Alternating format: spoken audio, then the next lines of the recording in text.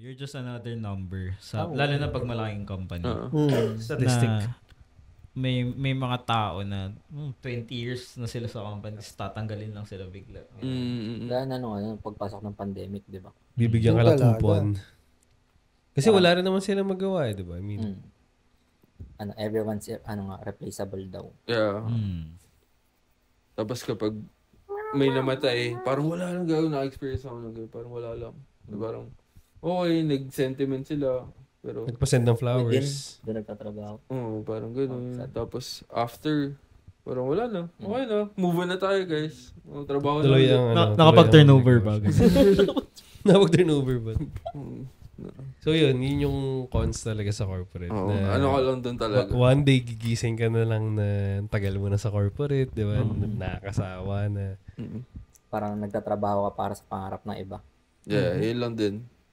Tsaka, yun din siguro, maganda siya experience for pero dapat hindi siya yun yung forever mong gagawin. Oo. Well, depende din naman eh. Like, hindi naman lahat ng tao, to be honest, built to do business. To do business. Kasi kung lahat ng tao ganun, there are other ways to earn money rin naman.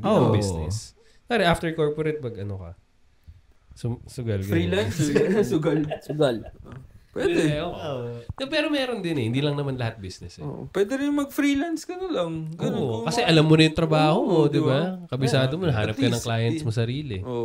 Di ba business din yun? Podcast. Di ba business for yourself. Hindi ka magtatayo talaga ng start as in business. Parang may kipag-collaborate ka sa pero business pa din yun. Yung alin? Ano ba?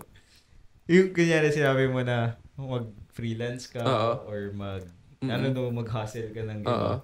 Technically, business pa din yun eh. Nagra-run ka pa rin ng sarili mong business eh. Mag-invest ka. Investment banking. Hindi, I mean, siguro kung business ang iniisip, siguro, at least, ang binibenta mo, yung sarili mo na lang.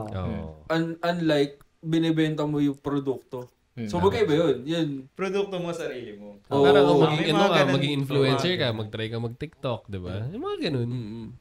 Try ka mag-podcast. Pero syempre, yung mga kunwari, nasa corporate. Kanina yung sabihin. Ayaw pumasok ng job eh. Guys, mag-podcast daw. Simulan nyo na rin.